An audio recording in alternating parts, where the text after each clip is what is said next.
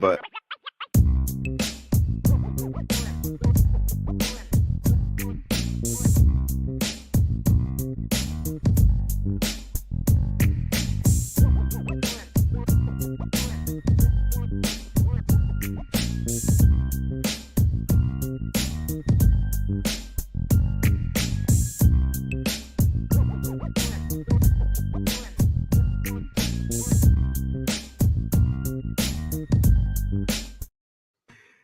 welcome to the show, IB Nation Sports Talk. It's Wednesday, and that means Mailbag Day. Get your questions in, you crustaceans, whatever. Come on, bring them on. Just kidding, of course, about the crustacean thing. It's always fun in the back when, because there's a little button that we hit to start, like the pre-show music and all that kind of stuff. And every once in a while, there'll be, like a conversation going back and forth, and I thought that our conversation had stopped, and so I hit the start button. And then Vince started to start talking again, and I'm like, "Sorry, I've already hit the button." And then boom, here comes the music. This has already happened. It's already going. There's nothing I can do at this point. It's just it's happening. That's great. That's fantastic. So that's where we are. We are here. We are now front and center in front of you. You're probably going to have to bear with some kind of crud. I'll try to mute myself as much as possible. I always hate, like, if you listen to other shows and stuff like that, when you hear sniffling and coughing and things like that in the show, it's like, dude, don't you have a mute button? Just hit the mute button, by the way. Right. Yeah. Well, as long as it's not like you're not like hacking into the mic or something like that, Right. like that's a different conversation, but Right. I don't see that being the case. I just saw before we came on, and I wish we could use this, Mike McDaniel, the Dolphins head coach. I just saw this video where he was on the sideline. Dolphins were playing the Raiders this weekend. He had Liam Eichenberg, of course, offensive lineman, Irish alum for the Dolphins. His brother, Tommy Eichenberg, who played for Ohio State, is a linebacker for the Raiders. And so McDaniel was walking up and down the sideline, and he's yelling out at Tommy Eichenberg, "Your mom loves Liam more." That's fantastic. That was pretty good. I like that. Hey, pretty cool that brothers are facing off in the NFL. Like, there's obviously a few brother combinations and things like that in the NFL, but that's a tough road, man, to have two members of the family in the NFL simultaneously. That's something to be pretty proud of. I think so too. All right. Well, I see the questions are starting to filter in. We will get to those here in just a second. I do want to tell you about MyBookie, the one book that's got your back with no fluff, no second guessing, just straight up action with you in control, because MyBookie has never been about guessing. It's about giving you the edge so that every bet you place comes with confidence and a plan, because MyBookie was made for you football lovers. And if you're new to the game, just use our promo code IRISH. It'll double your bankroll with a 100% deposit bonus right from the jump. That's more money, more power to make more winning plays. So you can bet anything, anytime, from anywhere with MyBookie, the sports book that gives you total control and rewards for every moment of play. I tell you what, I'll just tease this early on. I'm kind of. Did you look at the rapid fire questions today? Did you have time to look at them? Perused, yes. Okay. Yep. The first one, definitely. I was going to say, you fired up about the first one? Very. All right. I had a feeling you would be. Yeah, very. I had a feeling you would be. Very. All right. We will just issue this off the. Are we allowed to say this? Did Brian say? I don't know what we're allowed or not. I think he mentioned it in the show, but he also wanted me to cut it out of the podcast. So okay. So I don't know. I don't know the answer to your question. Yeah, I mean, it was asked, so yeah, he obviously mentioned something. He did. I don't want to say something though if he doesn't want us to. Right. So. Brian had a personal issue in the family. Yeah, we'll just let him handle that. He discussed it on the show. You guys can go check it out over there. It's not really our place, so I don't want to go there. I mean, it has nothing to do with his wife. I will say that. No. But I know I believe he said something about it on the boards before. I think so. That happened recently. Yep. So, yeah, just say a prayer for him, and think of whatever, however you want to throw your support his way. But yeah, obviously, I don't want to get into that if he doesn't want us to. So that's his. Yep. It's That's not our thing. news to share. And Right. yeah, so yeah, prayers for Brian's family, I think, will be very much appreciated right now. No Right. doubt about that. Absolutely. Okay. Joe, first question in the mailbag Here we tonight. go. Who would you rather face in the first round of the playoffs, Alabama or Indiana? I mean, is this a legitimate question? Because that's incredibly easy. It's Indiana. No doubt. Not even a close. Alabama's not even a close second. It's definitely, if you're giving me the option of those two, it's IU every single time. No doubt about it. For sure. I mean, look, I realize Indiana has done what they're supposed to do this year, but they've also beaten one team with a winning record so far. Everyone else is 500 or below. We're going to find out what Indiana is this weekend when they play Ohio State. But it's the only good team that they're going to play this year. Look, and here's the other thing. Connor's saying choose hard. If Notre Dame's going to be in the playoff, they're going to play plenty of hard teams. Right. Why do you have to stack it with every single hard team every round? Right. That's dumb. I'm sorry. I mean, you play no offense to Connor, but that's not the hands you're dealt. You play with what with who you play. Correct. But if you're giving me a choice, I would still rather have Indiana over Alabama for sure, because Alabama has definitely been more tested than Indiana to this point. Right. Yeah, no doubt. I would and some of those players, including the quarterback, played in a championship, or not in a championship game, but in the playoffs last year. So well, and here's the thing, man. Like, I mentioned this on the show last night, when you're talking about like the March Madness, right, with college basketball and everything else, right? We always talk about which region is the easiest and all of that. Is a number 2 seed going to complain if a double-digit seed upsets somebody, and now that number 2 is playing a double-digit seed? They're not going to be like, oh, I want the harder team. Let's replay that game. I want the harder team. I don't want the 14. I want, the 6 or what. You know what I mean? Like, no one would ever say that. Is the championship less if you have an easier road to get there? Like, I don't know. I don't buy the we got to go through the hardest teams. I don't buy that argument. I'm sorry. Like we said, we've talked about this before. If it is Indiana and Notre Dame is hosting, you're going to see a lot of red in the stadium. I wonder how anxious Alabama fans would be if they have to travel up here to Notre Dame Stadium in December. I do think there will be a bigger, Indiana turnout because of how close we are, and just the fact that not just the proximity to the school, the fact that you obviously have alums all over the state. You have a ton of IU alums, right here in South Bend, right, for that matter. I think it'd be a cool matchup because, IU and Notre Dame don't play each other very often in football, right? And I think just because of that, because of the proximity, I think it'd be a great first round game. I would love that, actually. I think it would be a lot of fun. And I also like Notre Dame's chances much more as well. So it's kind of a two-pronged thing. I think it would be really fun to welcome the Hoosiers into Notre Dame Stadium. Mike says, how much fun would a Notre Dame versus Georgia or Bama be in South Bend in December? A lot of fun. Like if you look at the the current rankings, and I realize things are going to change between even now and next week, but the way things shook out, every team that's hosting in the first round is a Midwest team.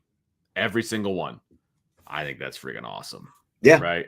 I mean, it's IU. I believe it was IU, it was Penn State, it was Notre Dame, and I forget who the fourth one was. Ohio State. It was Ohio State. So all 4 of those teams are all Midwestern teams in December. Yeah, I like that. I like that a lot. For sure. I mean, you get those teams coming up from the deep South up to South Bend to Indiana. Great. Bring it on. Like, it may not be snowing, but especially if it's a night game, no sun out, the wind's going to be flying through. Like, it'll still be nice and cold, man. I will be curious to see, obviously, if all of the first round matchups are in northern, / Midwestern cities, there's somebody's going to have to get, 2 games are going to have to be played in the primetime slot, because there'll be a Friday night game, obviously, and then there'll be 3 games on Saturday, so like someone will have to get the night. But I will be curious to see how that shakes how out. It's taken into consideration, if maybe you have, like some warmer weather type places that aren't going to be as cold at night, like how much they would factor that in there, when they do that. But Yeah. another thing that's going to have to be taken into consideration is, when they decide who's playing where, is the fact that you've got 2 NFL games on Sunday. And so, which of the college football playoff matchups do you potentially want to put up against an NFL game, especially when you've got the Chiefs playing in one of those games? Interesting. Because you're going to sacrifice some ratings someplace. Like if Boise is playing in the first round. Now, granted, right now, like as of now, they're in a bye slot. But if Boise were in there, Indiana is so there's in there. So there's NFL games on that Saturday? There are. Wow. There are.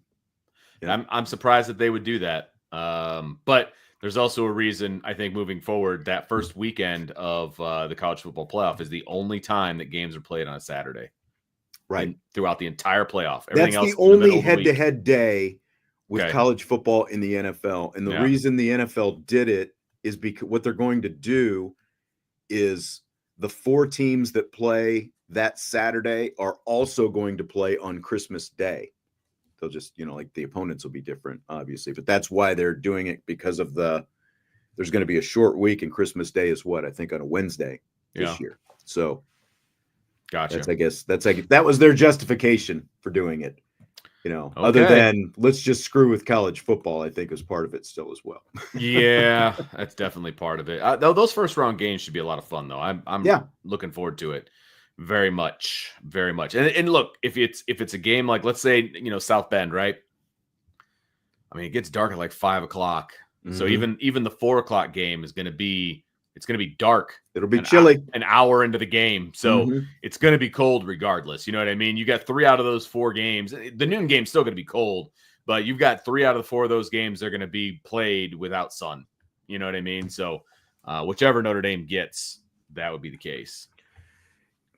Tavis wants to know, that's one of 2 people I know who are named Tavis. A good friend of mine from Kansas is named Tavis, but one of the few Tavises that I've seen as opposed to Travis. But out of the SEC playoff hopefuls, which would you rather play in the first round, and the reason behind the decision? Well, I think, if I'm looking at the SEC hopefuls, so you've got Texas, you've got Alabama, you got Ole Miss, Georgia, and Tennessee. I'd say those are the hopefuls, right? Honestly, for me, I think Ole Miss is playing the best football right now. Like right now, we'll see if that trend continues. So they might be the least desirable. And then Alabama would be closely behind them. I think Georgia and Tennessee have some legitimate holes on their team. Texas, I think, is obviously very good.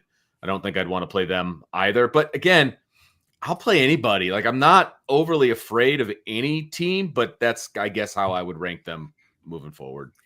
Yeah, I definitely feel like Ole Miss, with the showing that they had against Georgia, both from a defensive standpoint and an offensive standpoint, they might be – there's probably a case for Alabama as well, but Ole Miss might be a little bit more complete right now.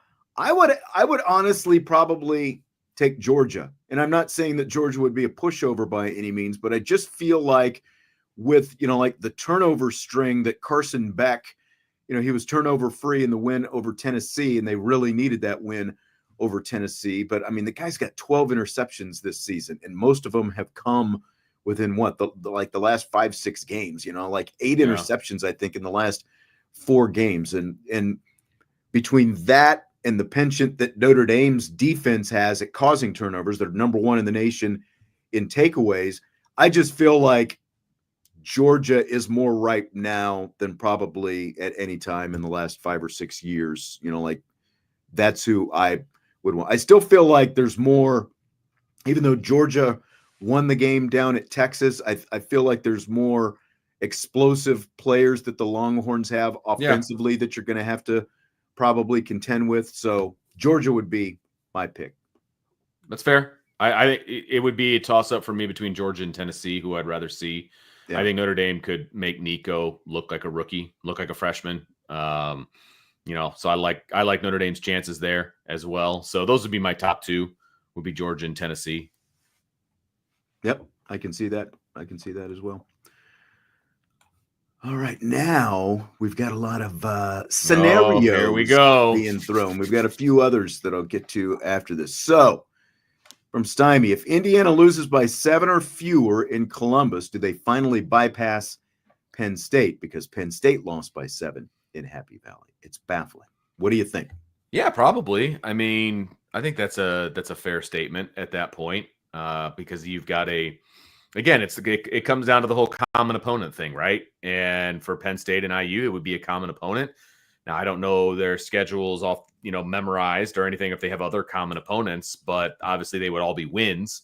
But I guess you could measure how much they won by and things like that, but they're all wins. And so, Penn State's getting a lot of credit for a close loss to Ohio State, even though that game was not that close, in my opinion. So, yeah, if Notre Dame loses by less than 7, I think they absolutely could jump Penn State. Same league. Indiana. I'm sorry. Yes, IU would jump Penn State. I think that's a very legitimate thing that could happen. Like I said, same league, same law, same opponent that they lost to. It could happen. Yeah. And I mean, look, they're 4-5 right now, so at the end of the day, like, how much difference is it really going to make? Right. But yeah, they could jump them. I mean, they're kind of, I don't want to say they're the same team, but just in terms of what the committee thinks of both of them, the fact that you've got one less Penn State right ahead of undefeated Indiana. I mean, I think the committee looks at them as fairly equal teams as it is. So,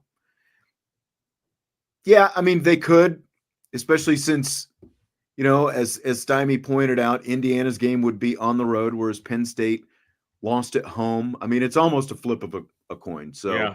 I'd say they could. I don't know. I don't know how much the committee is going to value just another close loss to use that as a data point to move one team ahead of the other team. Yeah, so it's 6-1, half a dozen of another. I mean, I don't know that it matters a whole lot, to be perfectly honest with you, because at the end of the day, if IU loses and Penn State already has that loss, and at the end of the, when it's all said and done, I think Notre Dame jumps both of them. So that's all I care about. Which would be good news. It would be good news.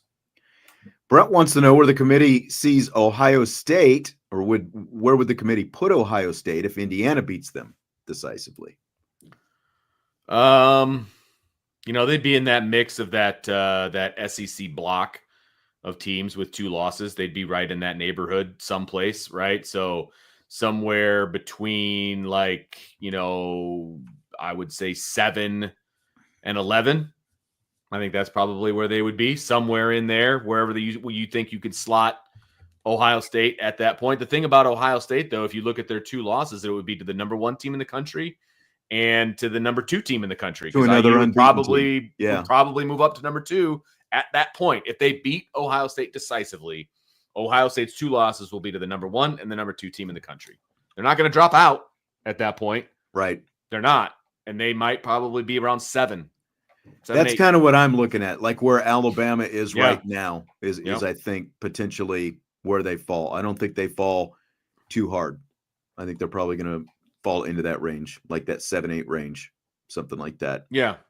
Because they got the best losses, right? If depending on how they had to have the best losses at that point. And then I think, of course, IU would get a ton more respect at that point if they're able to handily, because it says right here, beats them decisively. I mean, that's at least 2 scores, in my opinion, that they would have to beat them by for that to be the case. That's what I would look at as well. At least a 2-touchdown win by Indiana. Right. And Ohio State. Yep. Josh, if Notre Dame crushes Army, IU loses to Ohio State, Penn State barely beats Minnesota, will that be good enough for Notre Dame to jump to number 4 in the rankings? It could be. Because it's going to be, what are you doing for me lately, right? Notre Dame will have another ranked win at that point. IU is going to drop back at that point because I think you're going to hear a lot of people, saying, well, IU is who we thought they were, that kind of a thing. So I think they'll drop behind Notre Dame for sure. The biggest question mark is going to be how much stock are they going to give Penn State for their 1 loss, and that 1 loss being Ohio State, and Notre Dame's 1 loss is NIU. again, I think when it's all said and done with common opponents and things like that, Notre Dame will eventually jump Penn State, or should, but they still won't have that USC game as a common opponent at that point. So is it possible? Yes. I think it's more likely the next week. Penn State finishes with Minnesota and then Maryland. And like, I don't know. It just feels to me like the committee, for whatever reason, obviously really likes Penn State. Just the fact that they've got Penn State where they are right now. So I just feel like if Penn State takes care of business these next 2 weeks, I don't see them. I don't see Notre Dame moving ahead of them. But regardless of whatever happens. The interesting thing for me about the Big Ten right now is they have 5 teams in the top 25. 4 of those are in the top 5. Doesn't tell me that there's a whole lot of depth to that league. So why are our 4 teams in the top 5? Because they're feasting on all those other teams that are not even ranked. Right. You know what I mean? Like, I just don't feel like the Big Ten has a whole lot to stand up on because the top teams are beating up on all the lower teams. You know what I mean? Like, no, I know. There's no depth to that league. Again, and we're going to get to this when we get to rapid fire, the fact that Notre Dame still has the worst loss of any of the playoff contenders, the Northern Illinois loss. It's a middling MAC team, whereas they also have a much more substantial non-conference win than any of these Big Ten teams have. Like Ohio State, Penn State. I guess you can give, at the time, Texas going to Michigan, that was something. At the time, it was something. That was the first game of the season. At the time it was, but that seems like a million years ago. Right. Like that seems longer ago than Notre Dame over Texas A&M to me, just because, Michigan has, turned out to be what they are. But really, like that's probably the most significant non-conference win that whole conference has this season. And it's fairly, that's SEC. Never mind. But I understand what you're saying. I turned it around, but my whole point is what significant non-conference win does anyone in the Big Ten have? I mean, USC over LSU is probably the best win the whole conference has. And again, look at what both teams are. What does that say? Yeah, exactly. Yeah. And Penn State's biggest win is either Illinois, who's at 25, or it's USC, who's not ranked. And that USC game was was overtime, win by 3 points.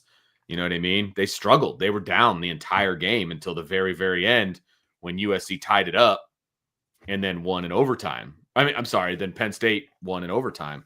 So, I just don't, those teams that are at the top, where are their signature wins?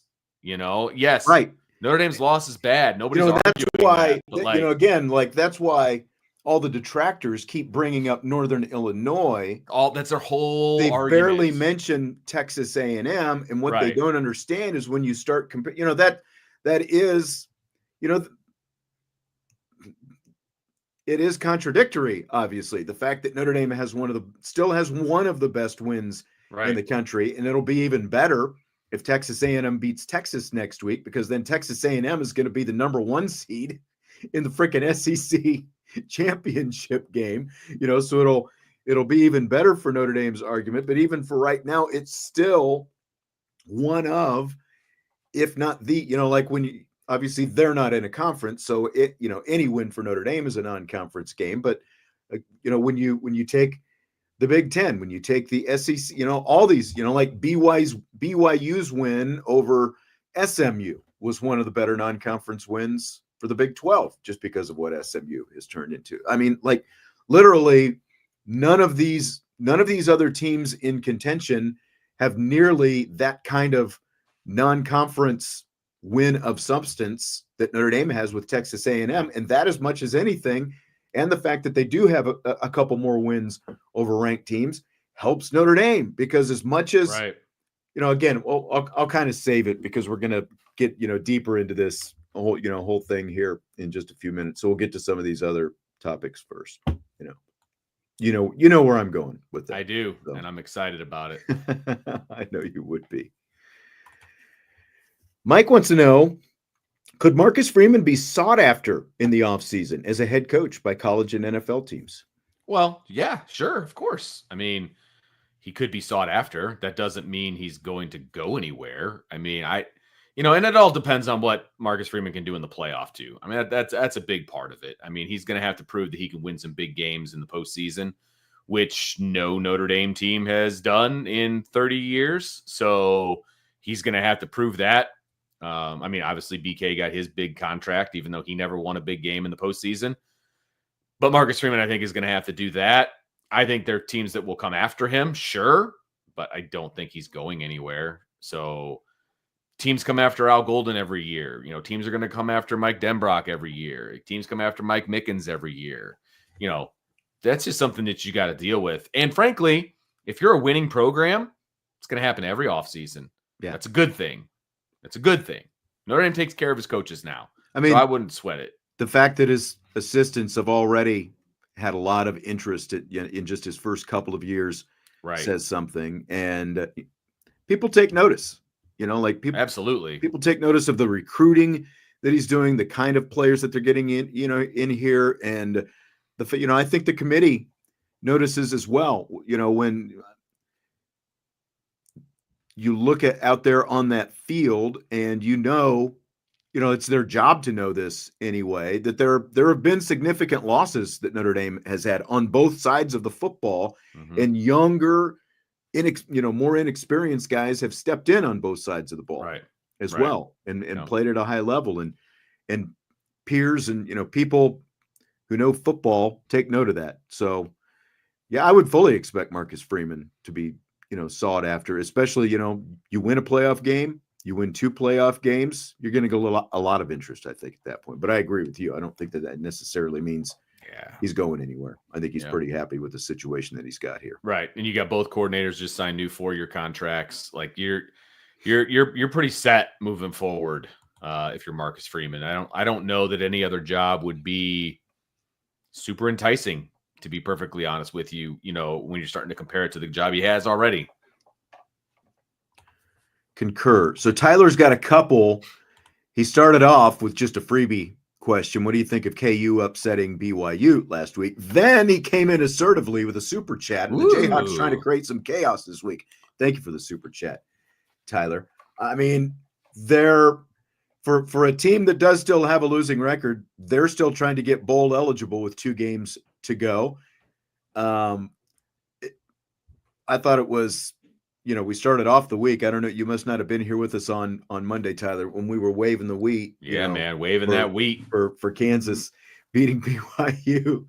That's right. I mean, they had been, they played Kansas State very close a few weeks ago. They knocked off Iowa State 2 weeks in a row. They knocked off ranked teams, BYU and Iowa State, 2 teams that were, sitting at the top of the conference a couple of weeks ago. So they're playing a lot better right now. They're finishing. They didn't just cash it in. They're coming hard down the stretch. I love it. Yeah. No, me too. The sad part is I was super excited when I saw that Kansas beat BYU and all of that. The reality is it doesn't really matter because if BYU wins the Big 12, they're going to leap over Notre Dame anyway.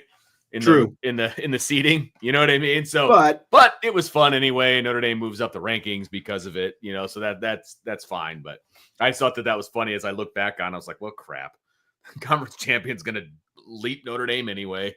But I think that at the very least, BYU falling back now does help in the long run, because like if BYU had stayed undefeated and then lost in the Big 12 championship game, I think there was a better chance they could have stayed ahead of Notre Dame. And so, like, as far as Notre Dame for their chances to host, I do think it's still, because even like you said, even if BYU wins now, they'll get one of those buys. But like in terms of who gets to host and things like that, I think Notre Dame's still better off in the long run by having them lose now.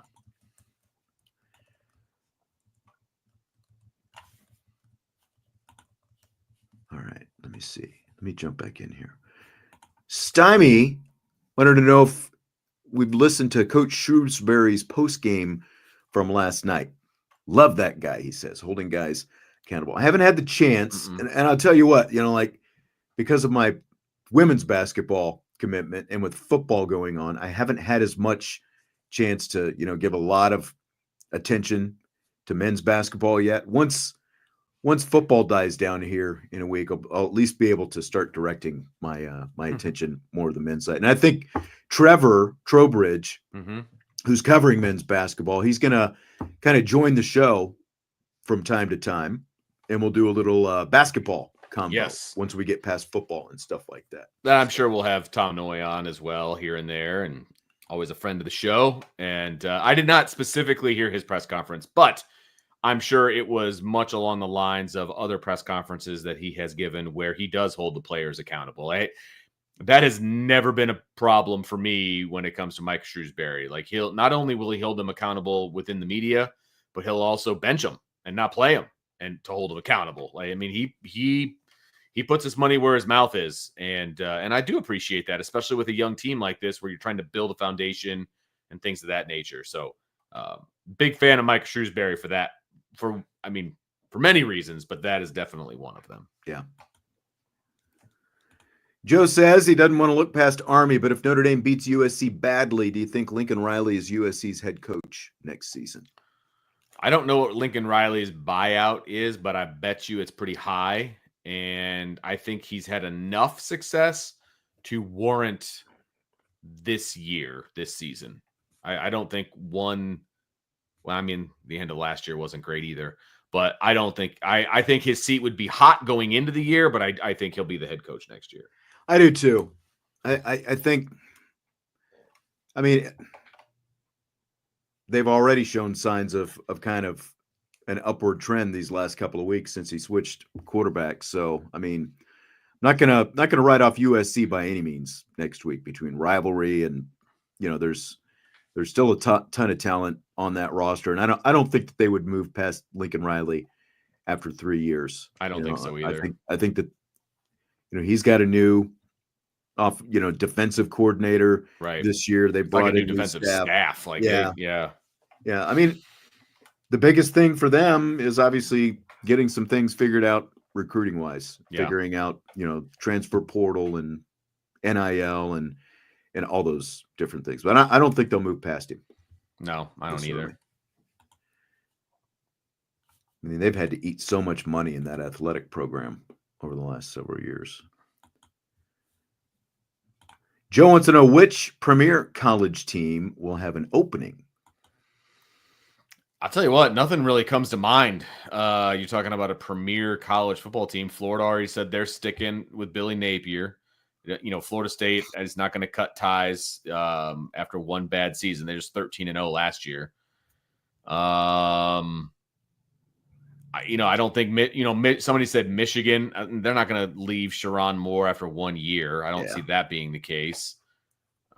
John, if you think West Virginia is a premier college football team, then you and I have to have a discussion. Right. Sorry. They might have an opening, but I don't consider that premier. No. No, Ohio State is not going to fire their coach after winning 10 games. It's not going to happen. Well, what happens if they lose to Indiana and then lose in the first round of the playoff?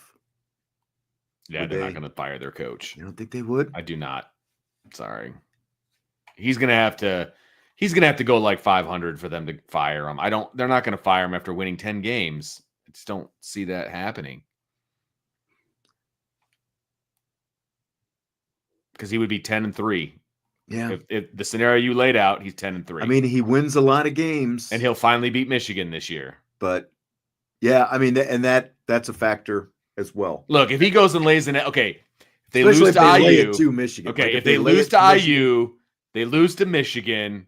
First of all, they're out of the playoff. And then they lose a bowl game. That's a pretty bad 3-game slide there at the end. I don't think he would be fired, but his seat would be extremely hot going into next year. But I don't see that. You're probably right. And, how much of it is just, fan noise. The thing that's always going to be the big decider is are their boosters who are willing to step yeah. up and push and pay that money to show him the door. Yeah. I mean, he feels like he's pretty secure to me, but I think so too. I really do.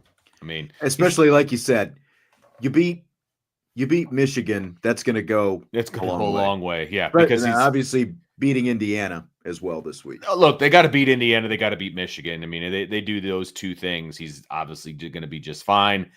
But yeah, if they go on a 3-game skid to end the season, things won't be looking great, especially if they lose to a very, very, very subpar Michigan team. That would be very, very bad. G Baby says, what happens if Ohio State loses? We talked about that already. They dropped to about 7. Yeah, that's true. 8 in that neighborhood. But again, you lose to IU, you beat Michigan, you're still in the playoff. Let's see what you can do at that point, I suppose. I just don't see them firing a coach that makes it to the playoff. Maybe they do. Ohio State's a fickle fan base. Hey, the Cowboys should have fired Mike McCarthy after last year's playoff debacle. I think, that's professional football. That's a little bit different. I know, but still, they made the playoff. You're not wrong. They're saving it up. They want Dion, buddy. They want the whole Sanders clan with the star on their helmet. Carlos has got a couple here. He said, not Notre Dame related, but do you think the Florida State loss to Georgia in the bowl game was true colors showing? I just think it was opt-outs. Most of the team opted out after they did. They had nobody. They were playing walk-ons, man. Like they had nobody to play in that game. And the roster today is significantly different than the roster that he was playing with in that bowl game. Mm-hmm. Those are two completely different teams because he went back to the portal again and didn't work in year 2, worked in year 1, or, it worked when they were 13-0, did not work this year. So I am still on the bandwagon of you're going to put the majority of your marbles in the portal basket. It's not good for long-term success. You might have a flash in the pan year, that kind of thing, but it's going to be a roller coaster that I just don't know that you want to be on. Archer 452 says if fan noise mattered, our entire staff would pretty much get fired every week. I mean, Archer, welcome to Notre Dame too, man. Like that's somebody posted after the Virginia game that somebody said they better find a kicker or something. Okay, legit. And then somebody goes, yeah, and they better find a defense too. It gave up too many yards to Virginia and too many points. Oh my God. Yeah, exactly. So that's what we're dealing with. They were up 35-0. Correct. But they better find a defense. Can't give up that many yards to a crappy Virginia team. Like that's the whole basis of the argument. Because yards matter more than points, I guess. Right. Like stats are for losers, baby. They are. You made me say it. I know. Made me say it. Stats are for losers, but Notre Dame's defense is ranked in the top 5 of every defensive category that matters. That's right. Those stats are for winners. Winners get the dinners. That's what it is. That's right. Oh my gosh. It's like that's what we're. But hey, I get you, man. Like I totally understand as a Ohio State fan. It's not much different than being a Notre Dame fan, man. Like you're just gonna have some delusional people out there. Yeah. Carlos also wants to know if Notre Dame hosts a playoff game, would it be broadcast by ABC? And if so, what analyst would you want on the call? TBS is going to get, I think they get 2 of these first round games. And then ESPN, Is that what it is? ESPN/ABC gets 2. So it's just going to depend on the matchup, I mean, ABC will ESPN Disney/ABC will get whichever one they think is going to get the most eyeballs. Right. So it's just going to depend on, like if Notre Dame is playing Boise State, for example, or whoever it like if it's Notre Dame, Alabama, that'll be a primetime game on ABC. Yeah, that'll get primetime Saturday night. Yes, I would imagine 100%. Because the ABC/ESPN game, they're both the primetime games. They're both the 8:00 games, and then the TNT has the noon and the 4 o'clock. Oh, so they have assigned those basically to those slots. Okay, yeah, so that makes sense. Yep, they've got the noon and the 4 o'clock. So all right. ABC's got the 2 prime time. Right. It's just a matter of which games get sent where. Yep. Yep. And then after that, they're all goes on along with ESPN. what I was talking about, though, by the way, with those NFL games, because I think the NFL games are at like 1 and 4:30. That makes which sense. means 8:00 ABC/ESPN, and the Friday night game is obviously going to be in that time slot as well. Gotcha. Makes sense. Sean wants to know Notre Dame women's basketball record over the next stretch of big games: USC, Texas, TCU, and UConn. 4-0, baby. There's only one way to live. That's full speed ahead.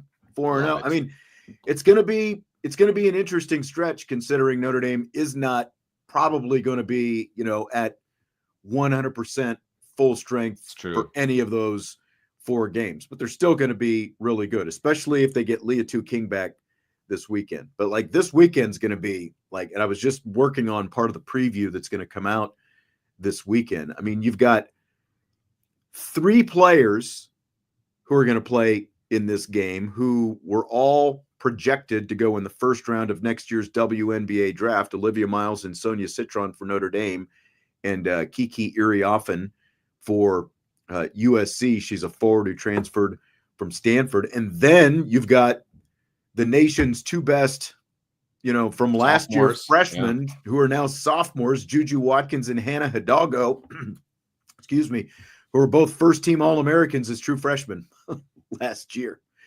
All playing in this game this Saturday, Notre Dame and USC. And it's going to be on NBC, by the way. So that's pretty exciting. National broadcast leading into the Notre Dame Army game Saturday night. And then, Texas, UConn, they're all top 6 teams. So, I mean, they're literally, I know. It's going to be. I mean, Notre Dame's got the talent to stack up with any of them. The only thing is going to be, does depth come into play because you're playing against better teams? Sure. Because they've been really thin because of these injuries that they've had to kind of navigate. It's going to be Ohio State, IU at noon, women's basketball after that, Notre Dame football after that. That's my Saturday. There you go. Forward to it. There you go. Yep. That's my Saturday. Well, and I was saying the other day that originally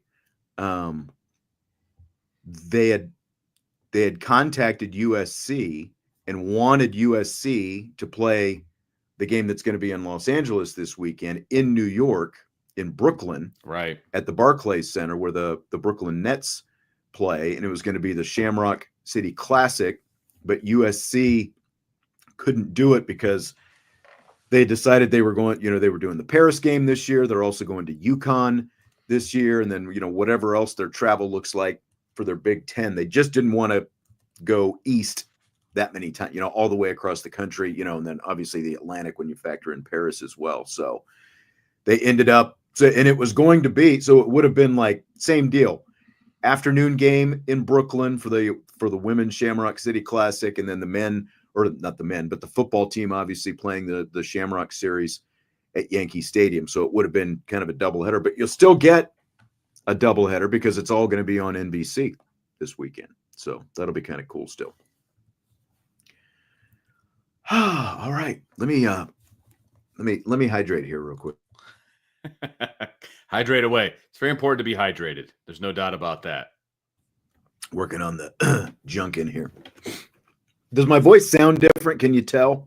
A little bit, but not bad. Okay. Not unless you said something. Just rattles a little bit when I talk. Vince, are you ready for rapid fire? Woo! Let's go. Rapid fire, baby. Let's do it. Okay. So this is the one that Vince has been waiting to tee off on all day. So USA Today writer Blake Topmeyer says Notre Dame does not deserve to host a first-round college football playoff game because of the loss to Northern Illinois. He says he has no problem with the Irish being in the playoff, but they should not be ranked ahead of the 2-loss SEC teams because of the loss to NIU and because the SEC teams all played better competition. So here's kind of some bullet points of his argument. He says he takes issue with Notre Dame being in the playoff, but rewarding the Irish. Oh, he says he takes little issue with the Irish being in the playoff, but rewarding the Irish with a first-round playoff game despite the loss to NIU and a squishy strength of schedule is a step too far. So among the other things, he says nobody else in serious contention for a playoff spot has lost to a group of 5 team. He notes Alabama's loss to Vanderbilt, but says it's not comparable and notes Notre Dame's easier strength of schedule in comparison. He notes that all of the other Power 4 teams in the playoff contention have played a minimum of 9 Power 4 opponents, while Notre Dame has played just 8, or will play just 8. Also notes Notre Dame plays just 3 true road games, one of them against a 1-9 Purdue team, and that all of the other contenders have more road games. Notes that 7 Power 4 opponents have a combined record of 30-40. That's Notre Dame's 7 combined Power 4 opponents. Does note the Texas A&M win, but kind of negates the impact. So, Vince, there's his argument. I narrowed it down a little bit for you. Is there any validity to it? Well, it's interesting the points that he makes, because he also leaves out the fact that 2 of the teams that they're playing that were Group of 5 teams were also ranked at the and time, unbeaten and ranked. Correct. Yes. Which, I think that still means something, that you're playing 2 ranked teams. Also, how can you even say, that it's Notre Dame's fault that they're playing 8 Power 4 teams when they had a 9th on the schedule and that team pulled out of the schedule? And that's not Notre Dame's fault. That's a big part of the deal. Like Notre Dame and Miami playing this year. Are you kidding me? Would have been both huge. of them in playoff contention. That would have been huge for both teams. Right. So, but we didn't get that, and that's Miami's fault. That's not correct. Notre Dame's that's fault. Not Notre Dame's fault. They did the best that they could, and they ended up scheduling. Let's make lemonade. He went then out and they scheduled Army, who's undefeated in the top 20 right now. That's who you replaced Miami with. So yes, are they a Group of 5 team? Yes. Are they undefeated and ranked right now? Also, yes. Now, as far as Notre Dame playing not enough away games or whatever nonsense that he said, they play plenty of games that are outside of Notre Dame Stadium. They're just not considered away games because they're playing in NFL stadiums, because Notre Dame can actually fill those NFL stadiums, unlike some of the teams that he's referring to. Right. So those are still away from Notre Dame. The Navy game, that's their home game, but they decide to play it on a neutral site. And I don't know if he must be counting Georgia Tech in there. They decided to play that in a neutral site, even though that's in their home city still. It might not be on their campus, but that's in Atlanta where Georgia Tech is. Right. So the neutral site, it's a couple of miles away from Georgia Tech. That's not a neutral site game. That was Georgia Tech's home game. The Shamrock Series game for Notre Dame at Yankee Stadium is a heck of a lot closer to where Army lives than where Notre Dame lives. And so that's definitely part of it as well. So, we can, do we really need to go through the schedule? We can, but I just don't understand. I don't understand. It's just typical. It's cherry picking points and you know what I mean? And not really seeing the reality of the situation either. Right. They played at Kyle Field, Texas A&M. That was away. Right. And is it their fault that Purdue stinks? No. Is it their fault that Florida State stinks?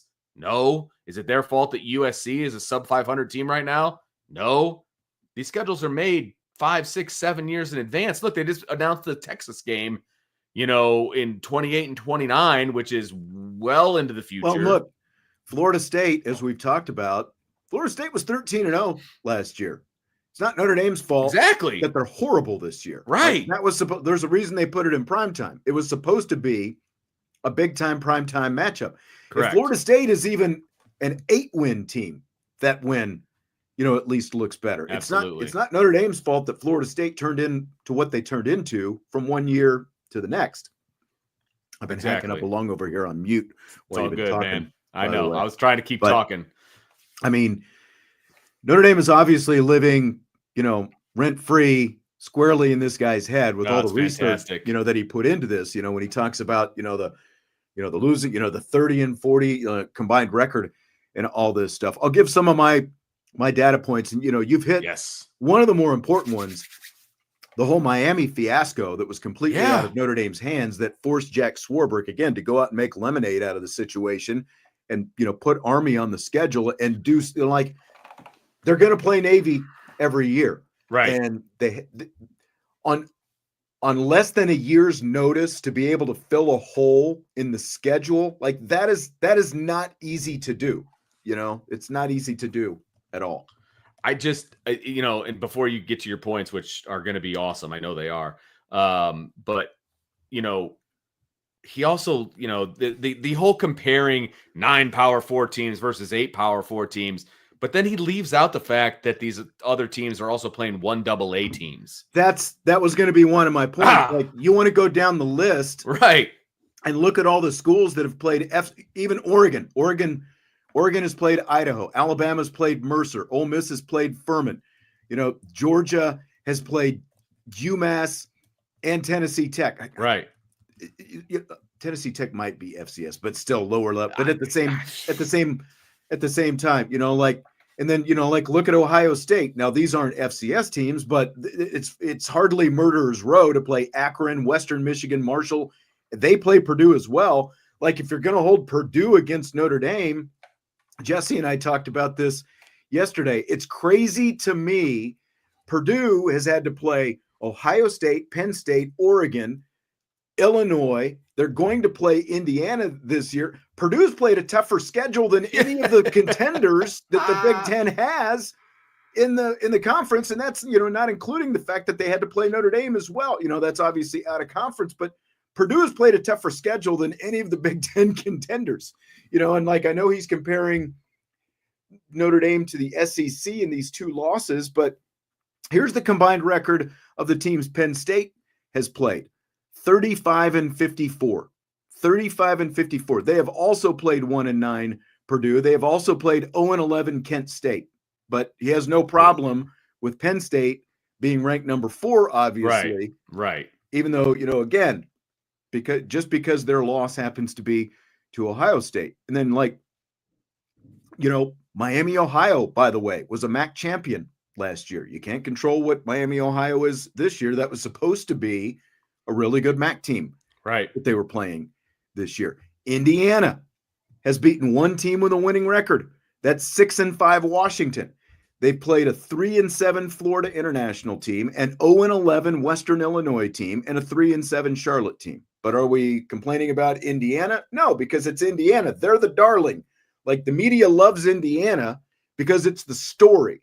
And that's what the media falls in love. Well, the story is better if it's Indiana. The story is better if it's Army. The story is not better if it's Notre Dame, because Notre Dame is Notre Dame. So you take shots at Notre Dame, So it's like, it's just very cherry picking, I think, is what you said. And it's just very easy, to ignore so many of these other negative things about the resumes of these other teams, just because, does Notre Dame have a glaring loss on their schedule? Yes. 100%. But look at what they have been since then. Look at how the offense has produced since then. Look at what the defense, the number 1 freaking defense in the country, basically, look at what it has become since then. They're not just squeaking by some of these teams, which, by the way, Indiana has for, I'll say they beat up a lot of teams, but, they just got by a bad Michigan team in their last game, right?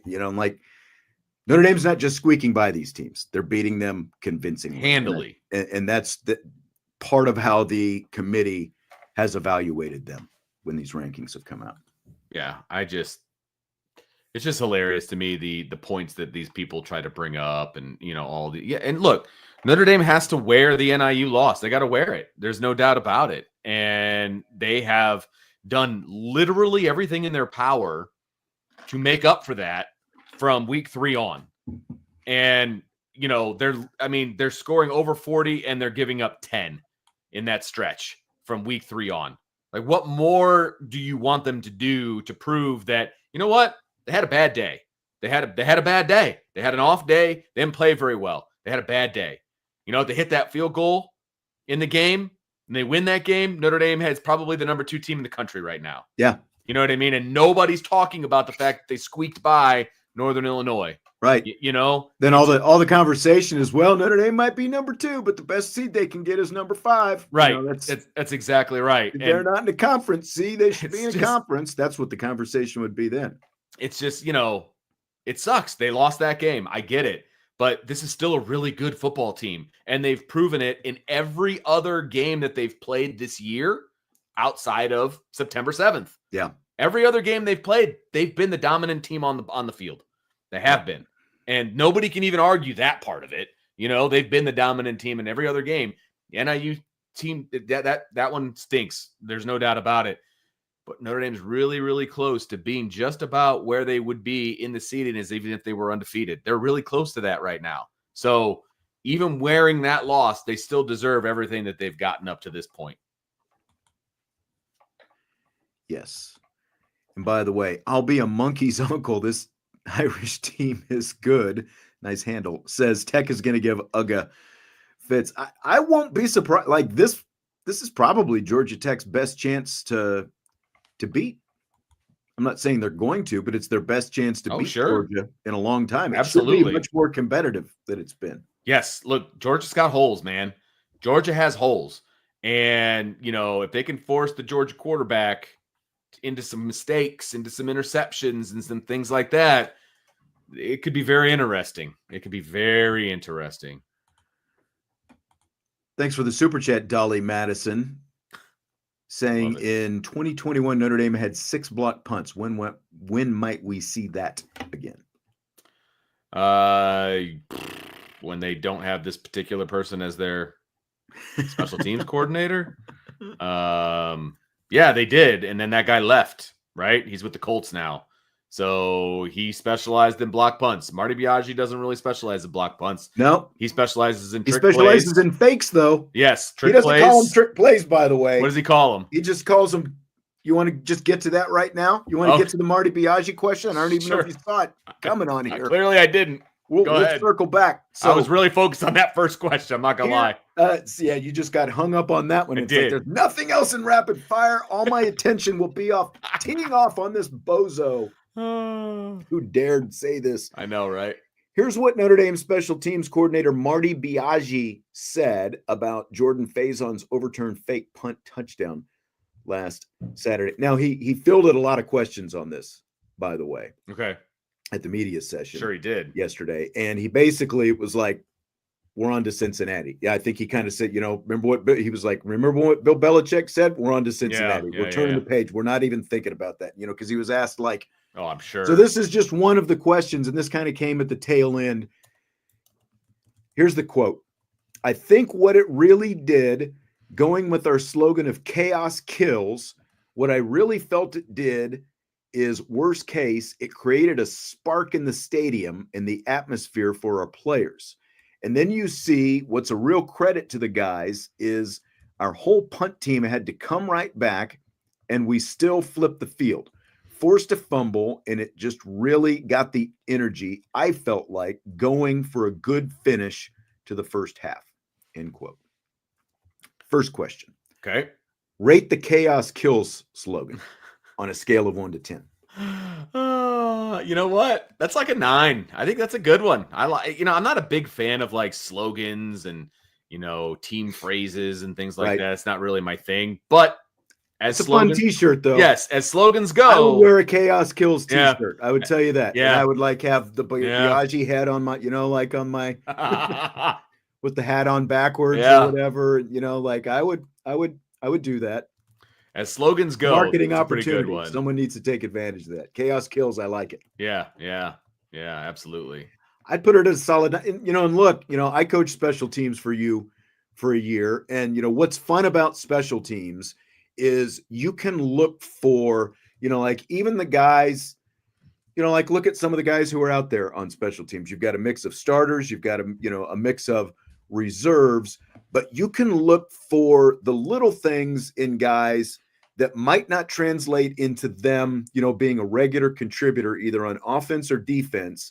Yeah. But it's like this guy has got, like the right kind of fire that he can bring that chaos on special teams. And, the special teams coordinator can obviously bring that out on him, by pushing the right buttons. And I think just, it's got to be fun to be able to go to practice. And like they had that play in the book since they were preparing for the bowl game last year, and they never brought it out. And we've seen some of these other plays that they've run on some of these different fakes and stuff like that.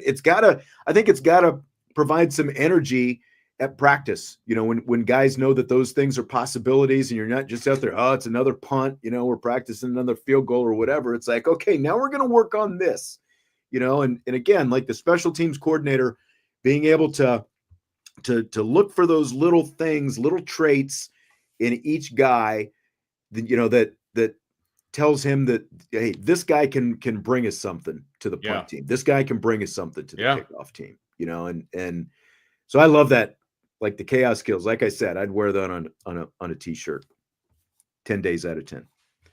Second, you were at the game. I wasn't able to be there because I was on the road with basketball. Could you feel an energy shift inside the stadium after that play? Well, I think it was a combination of a couple things, right? I think it was the long pass to Harrison that got called back, the punt fake for touchdown that got called back, and then the interception. Like that series of events completely changed the momentum in the stadium. Like it's not like Notre Dame didn't have control of the game. Like they were up 14-0. Like it didn't feel like they were going to lose, right? But I leaned over to Brian at one point and I was like, getting a score here would be real good. And I said, I think they're going to get 2 here at some point. They're going to get 2 scores before halftime, and then they get the ball coming out of half as well. And he called me greedy at the time. He just wanted 1. They ended up getting 2, by the way. But I think the entire – it wasn't just the punt, the fake punt. It wasn't just that. It was a combination of all of that stuff. Absolutely changed because once the punt got called back, the entire sideline for Notre Dame was just absolutely ticked off.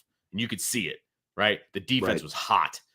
And they, obviously they punted the very next play and it was over at that point. It was absolutely over.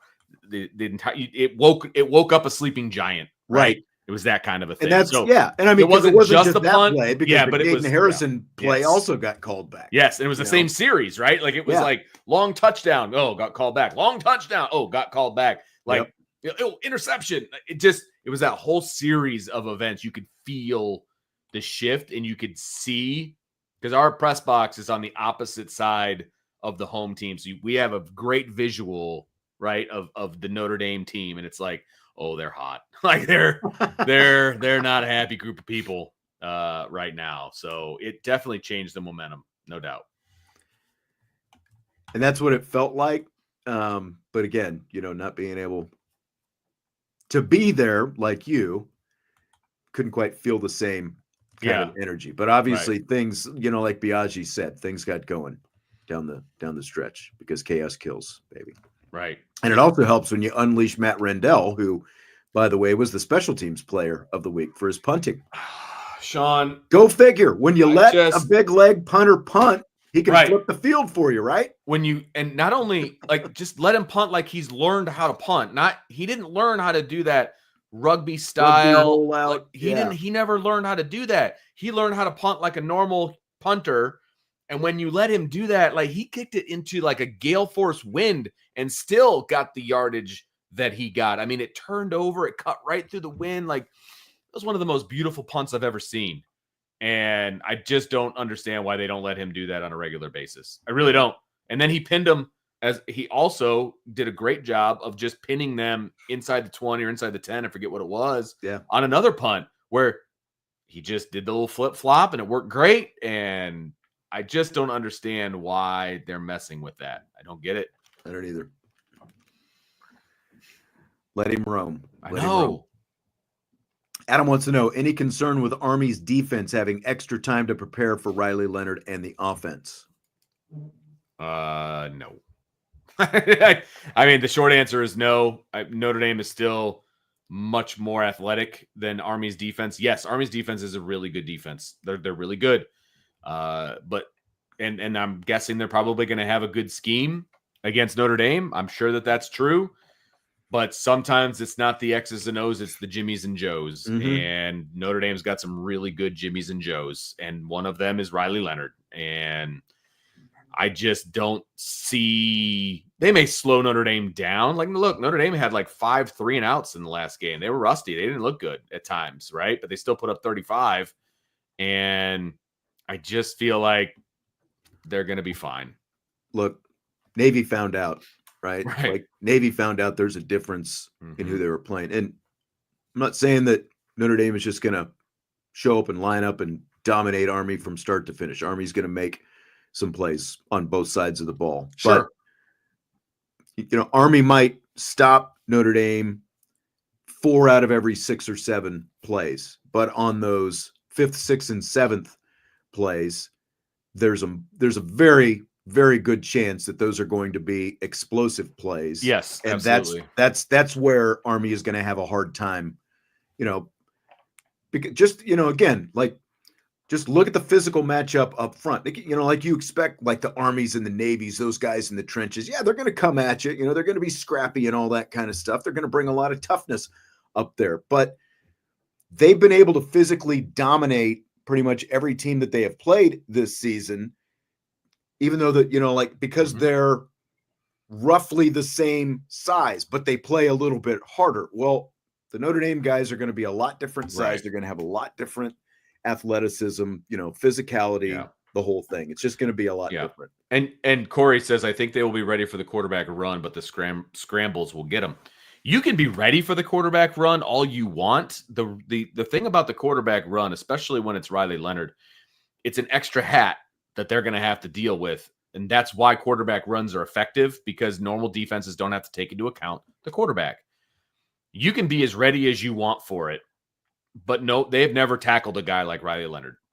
They haven't. They haven't tried to take him down. How many times have you seen multiple guys be in position to make a tackle on Leonard when he's coming out of the backfield, going for that edge, and the next thing you know, he's 15 yards downfield. Right. And that's against power four competition. Correct. Again, there's going to be a big difference in just in terms of, like, his speed is so deceptive. And you hear, I mean, you've heard other opponents talk about it. Like, until you see it, until you're down on the field, you've heard Notre Dame guys, like back in training camp were talking about it. Until you actually face it, you don't appreciate how fast he is, how fast he can get out of there. Yeah, I think that's going to be a difference maker in this game. And then, they can load the box and they can do all of those different things. And a lot of times that's worked against Notre Dame teams in the past. I still feel like Riley Leonard's going to hurt you with his arm. He doesn't get a lot of credit for his arm, but I heard a stat, or I read a stat in the last couple of days. He's had like 20 plus drops so far this year. Mm-hmm. Riley Leonard has. If he completes 3/4 of those drops, he's over a 70% completion percentage. Like, say what you want to about Riley Leonard. He can still push the ball down the field. He proved that time and time again, even though people think he can't. And he can move the ball through the air. And then you add his ability to run, and that's what makes him who he is. And it's very hard to prepare as a defense for that. And that's what Notre Dame has going for it. Now, they're going to have to be more efficient, not have as many 3-and-outs, things of that nature. No doubt about it. But at the end of the day, I just feel like the Jimmies and Joes are better at Notre Dame, and they're going to be able to take advantage of that. Thank you for another super chat, Dolly Madison. In the past, Notre Dame would have the tight end get the ball from the center and cross the line for an easy first down. Will they do that again?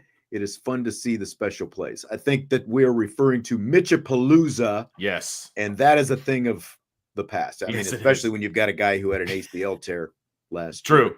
But and you've got Riley Leonard, who is just about what is the size difference between Riley Leonard and Mitchell Evans? I need to look at that real quick. I would guess at least 50 pounds. You think so? You're probably right.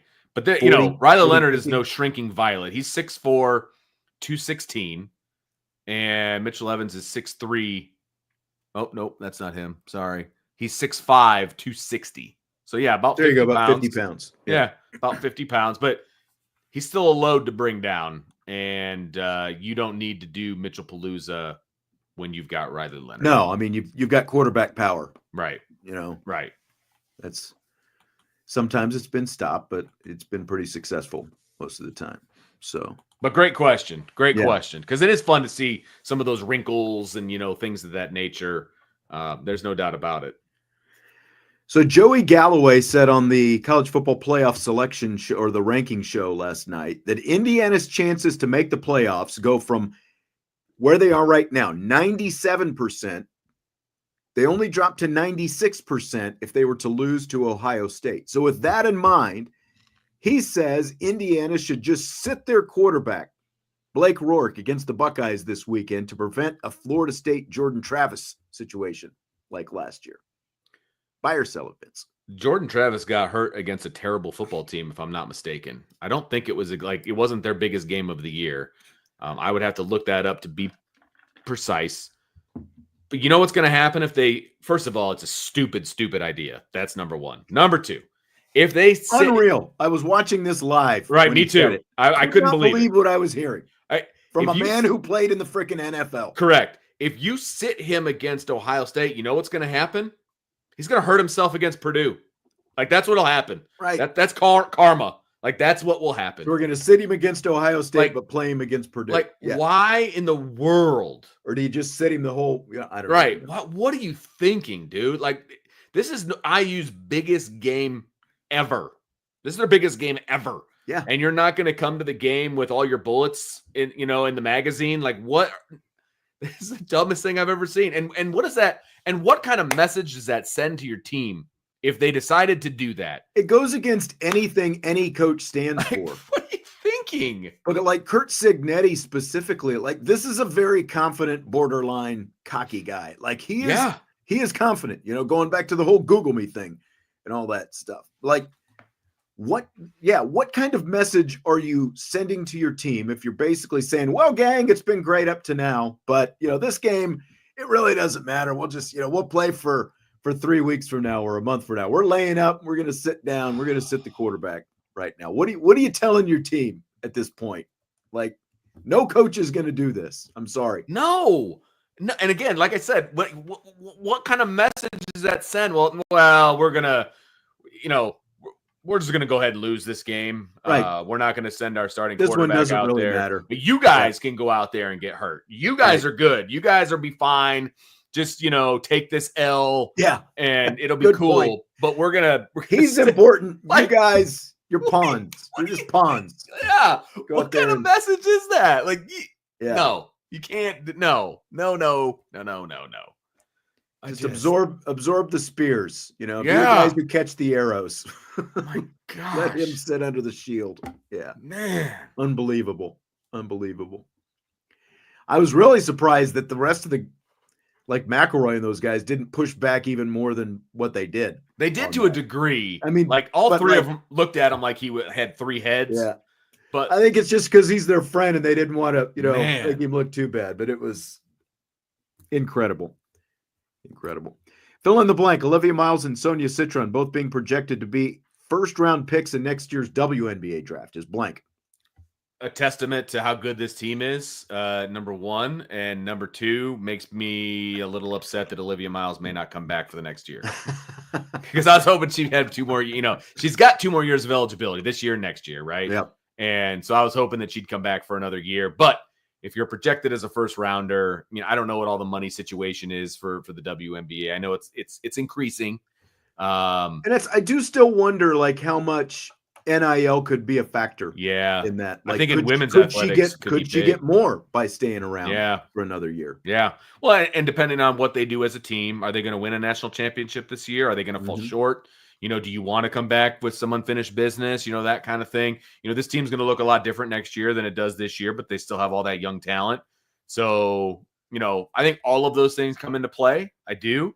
And again, I'd have to look to see what is the average, signing bonus and salary for first rounders in the WNBA. WNBA is still relatively low. That's what I figured. So NIL could be big here. Like at a place like Notre Dame, especially with the NIL, because she was, before Hidalgo showed up last year, she already had an agent and stuff like that the first year of NIL, the year where she ended up getting injured at the end of the season in 2023. So she was already had some NIL stuff going on, so okay, there's some big opportunities. Here we go.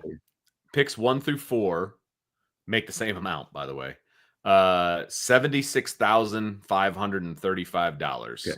She's projected number 4 right now. Okay, so that's 1 through 4. You make 76. 5 through 8 makes 73.4, and then picks 9 through 12 makes 70 0.3. So all of them around 70,000 essentially. Basically. I feel like she can make more than that. I'm just saying. I do too. In NIL, I mean, again, it may not all be about the money. Maybe she's done with her college experience. There can be other endorsement deals, right? That, just like with Caitlin Clark, that would go with her to the to the pros and stuff like that. But right, yeah. There's a lot of factors, right? I mean, like she's just maybe done with college. Maybe she's just done being a student, and you want to move on. That's possible. Selfishly, I hope she sticks around. Yeah, but I mean, it's just another sign of how fun I think this season is going to end up being. Because it's not just those two. I mean, you still have Hidalgo, who's not even draft eligible right now, who's going to be a first round pick herself, when that comes. And the way Kate Koval is playing right now, she's going to be, 3 or 4 years down the road as well. So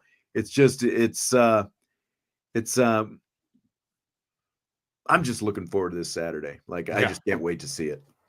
All these players going head to head against each other. I hope it lives up to the billing. Sometimes it get too out in front of the skis, but it's just means I've got the best seat in the house, I guess, because you do seeing all that talent out there. It's so every much night. talent. It's basically a WNBA team. Yeah, that's out there playing every night when you think about it. Well, look, and when Maddie Westbeld gets healthy again, I mean, I think she could make a case for falling someplace into the first round. High second round. I know that obviously there's not as many teams, so the first round isn't as large. That's the thing. There's only 12 teams in the WNBA. So. Which, by the way, they probably should expand at this point, but I know they are actually. They're expanding. I just saw Cleveland is applying for nice a WNBA team. Nice.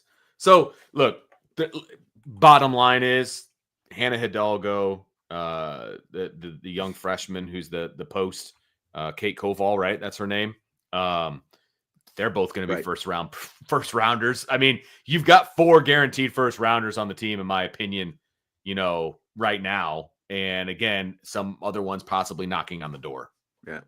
Brian says endorsing what? I mean, take your pick. I mean, Nike, Under Armour, Adidas, whatever it happens to be. And Jason says clothing merchandise. Absolutely. Apparel, like look at Livy Dunn. I mean, you've been seeing on, she's been in those commercials on TV doing whatever that active wear, the sweatpants or whatever, that I don't even know what the brand is, but it's something. Yeah.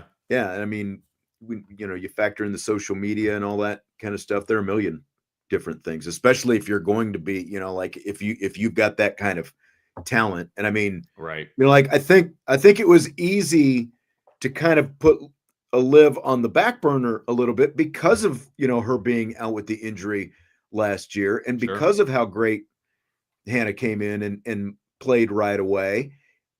But I mean, we've already seen, just like Olivia's already averaging, she's averaging like double-digit points. I think it's like 14.5 points, 8 rebounds, and a shade under 8 assists per game, I think, now. Almost a triple-double. The style of play that she has, and like that's like she's gonna keep everybody happy all season. 100%. Because she's complete, as she said herself, a pass first. Yeah, and then like when you throw in the unique look that she's got with those glasses that nobody else has as well. I mean, that's a t-shirt. That's a t-shirt right there too. Glasses Company, man. We should be making t-shirts, Vince. Yeah, you're not kidding. You're not kidding. Chaos kills. They made a documentary about that for Notre Dame t-shirt makers. That's true. They broke all those trademarks in the process. They did. Oh, so many. So many. No, decaf. I will be in the air on the way back to South Bend afterwards. I'm going to have to record the game so that I can watch it hopefully Sunday morning before I, at 1:00, watch at least the first half of the Cowboys getting their butts kicked around by Washington on Sunday. But I've already been told that the Cowboys and the Bears play at the same time, so that's going to be a thing here. But the good thing about those option games is the games go a lot faster. They do. I got to make. Actually, I'm glad that you brought that up though, Decaf, because I need to make sure that I've got the record set because I had season passes, but they didn't record for a couple games. So I've got to make sure that it records. So there is speculation about Dion Sanders' future in Colorado with his success there this season, Vince. But Sanders says he's happy with where he is. Here's the quote: "I've got a kickstand down. You know what a kickstand is? That means I'm resting. I'm good. I'm happy. I'm excited. I'm enthusiastic about where I am. I love it here, truly." End quote. Do you believe him, Vince? No. I mean, do I believe that he's happy at Colorado? Yeah, I do. But that doesn't mean there's not greener grass someplace else.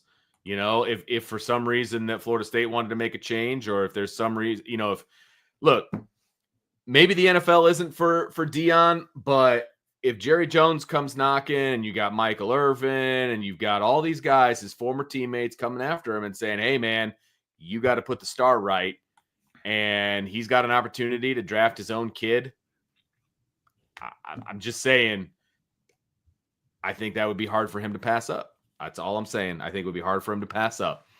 And I think he is very happy in Colorado. Everything he wants is happening right now, right?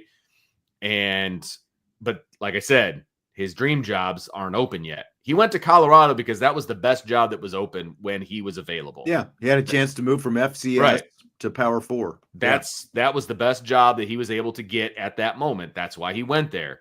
Has nothing to do with who Colorado is. Now, I do think he's happy at Colorado. Things are going very well for him at Colorado. But no coach is going to say, "Yeah, I'm looking." Even right, him. exactly. This is what everyone's going to say.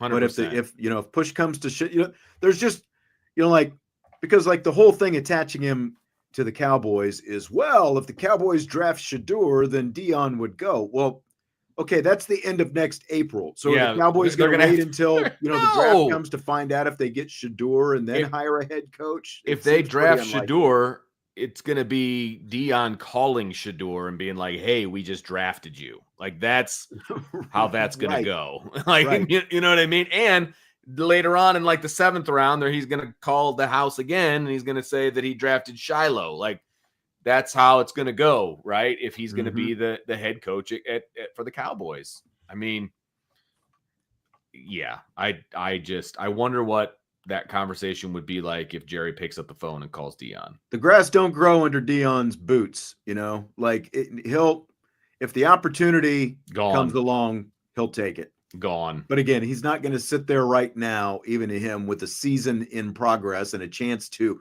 I mean, they've still got a chance to be in the college football playoff. Absolutely. Yes. Yes. He's not gonna start talking about moving on and looking at other teams while he's doing that.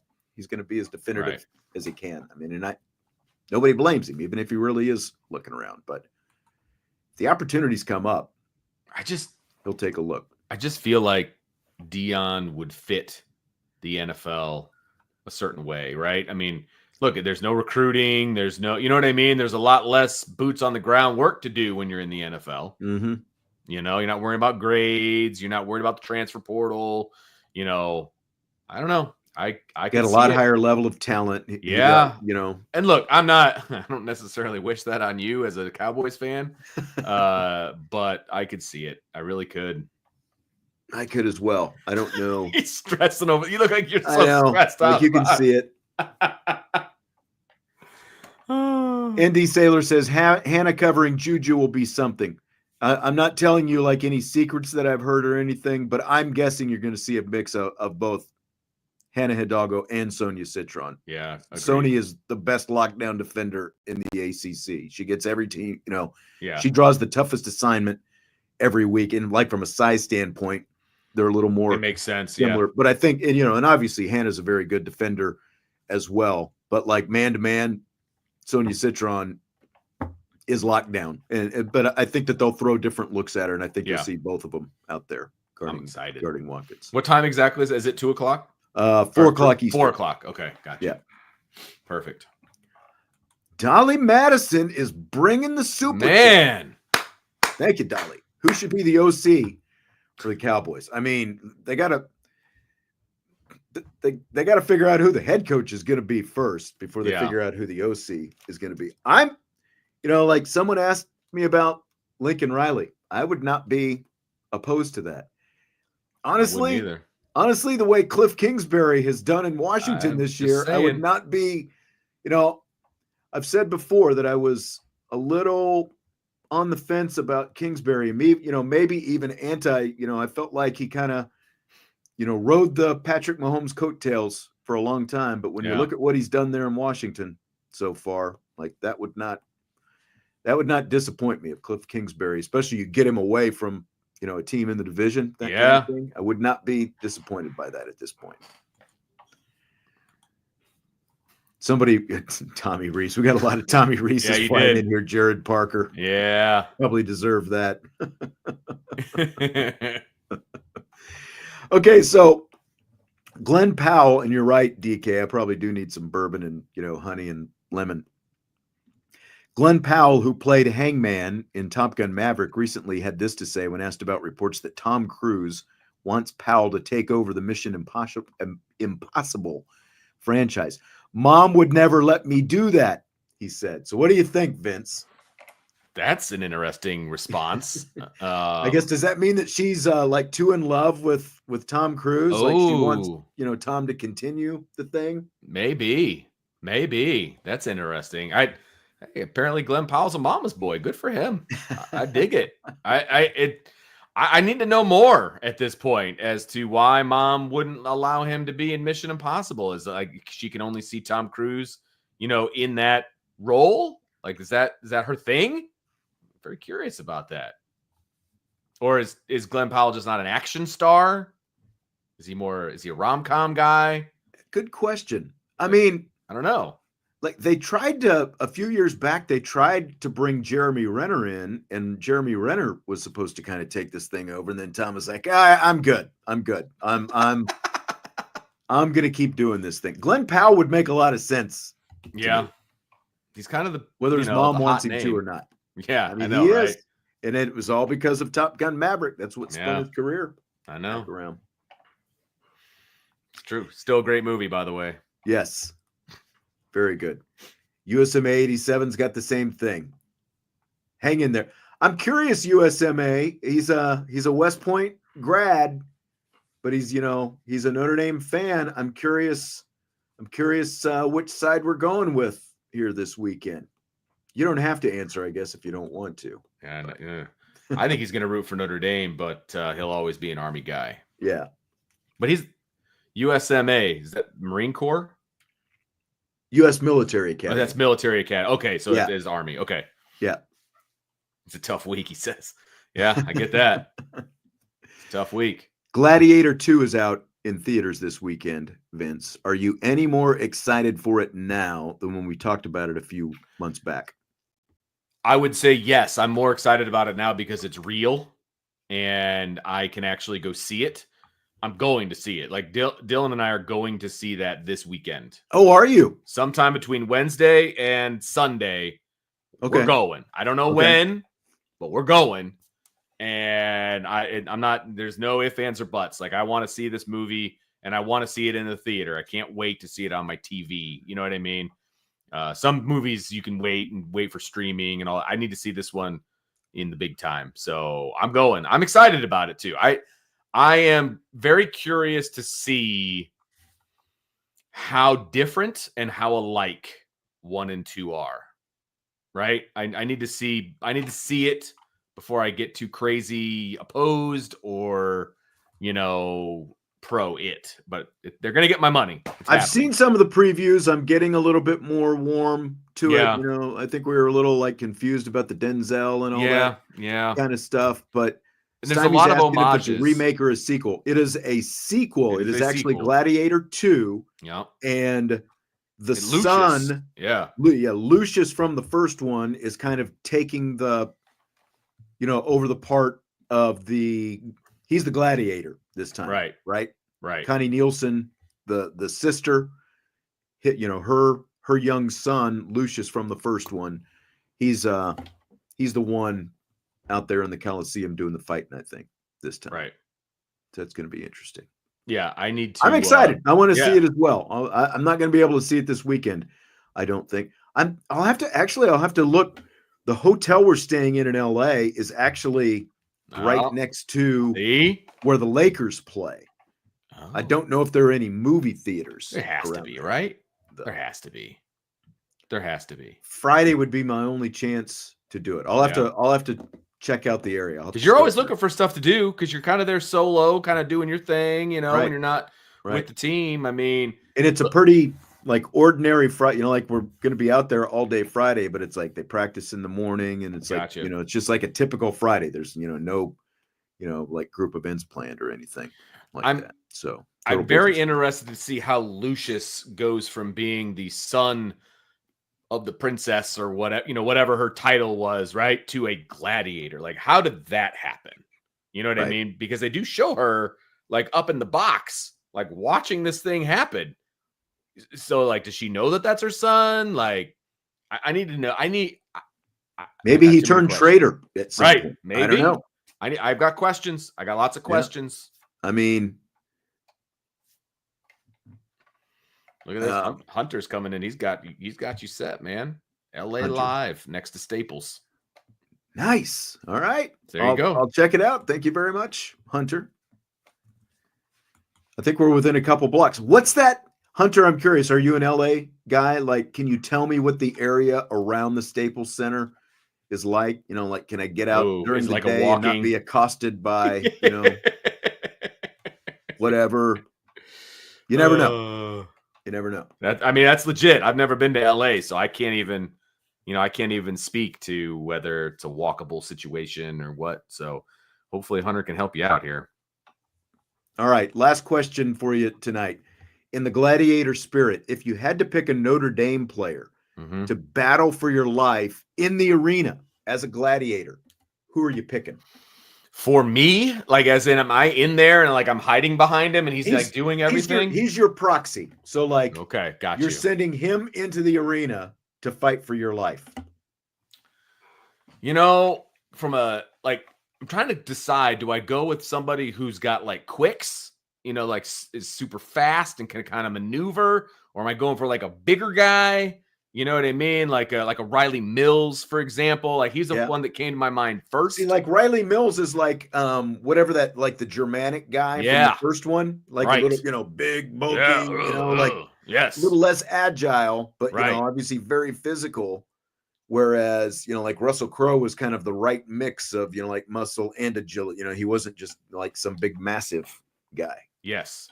If I'm going for a combination of all of the above, I'm thinking maybe a KVA. He's fast, he's agile, good one, he's strong, good one. You know what I mean? Or a Bowen. Those would be my two guys. I think they embody both, size, speed, agility, quick twitch. Yeah, we're getting a lot of historic guys. I was thinking more guys on the current roster, but we've got some Zibikowski and Zorich. Zorich is a really good one, Junkyard Dog. Yeah. That's a good one. ND Saylor, this is what I was going to go with. Oh, okay. Obviously, this would be full health. 100% health. Yes. Jordan Botelho. It wouldn't be Jordan Botelho today because he's not healthy today. No, that's exactly right. But Botelho, you could see him, wearing the gladiator stuff too, and swinging the sword. Oh yeah. I could see him wearing that that helmet thing. Yeah, the one Yeah, exactly. And again, you talk about the mix of bulk and speed and Junkyard Dog and the whole thing. I think Botelho would be the perfect guy for the. I get that. Yeah, I could see that for sure. Somebody said Jay Love. I don't know about Jay Love. I don't know that he's a hand-to-hand combat guy. Yeah, very agile. He could out-quick you, but he run away, from you. Right. No doubt about that. Yeah, that's a good one. I like that question. You notice none of us picked an offensive guy. No. All right. Well, have fun seeing Gladiator 2 this weekend. I'm looking forward to it. Like I said, I'll have to. Everyone's saying LA Live. I need to write that down. LA Live. All right. Maybe that's my Friday night. Who knows? Hey, you could do a lot worse. I know. You do a lot worse. Gladiator 2 in LA. Yeah. Yeah. You're going to see it before me then. So there you go. We'll see. Oh, Urlacher. Urlacher's a good one too. Yeah. That's a really good one. Yeah, that obviously a little, more undersized than the, traditional, but he might be right around Russell Crowe size actually. Yeah. I don't know how big, like how tall Russell Crowe. Russell Crowe is real good with the weapons, though, too. You know what I mean? Like you gotta Regal Cinema. I'm writing this down. With the weapons. All right. Thanks for the tips, guys, on the movie theaters there in LA. All right. Well, I am out tomorrow. I'll be doing a little Marcus Freeman Zoom at noon, like some written kind of content and stuff like that. But we're flying out to LA tomorrow. And then, like I said, we'll be out there all day Friday. We will have IB Countdown to Kickoff coming up on Friday. So big doubleheader coming up Saturday. Women's basketball, Notre Dame, USC, 2 top 5 teams at 4:00. And then Notre Dame and Army, 2 ranked teams, going head-to-head Saturday night out at Yankee Stadium. Should be a lot of fun. Should be. All right, Vince, have a great weekend. Everybody else have a great weekend. Great questions in the mailbag earlier today. We got, a ton of playoff stuff today, as you would expect right now. Enjoy the weekend. Enjoy the games. We'll talk to you next week. IB Nation Sports Talk.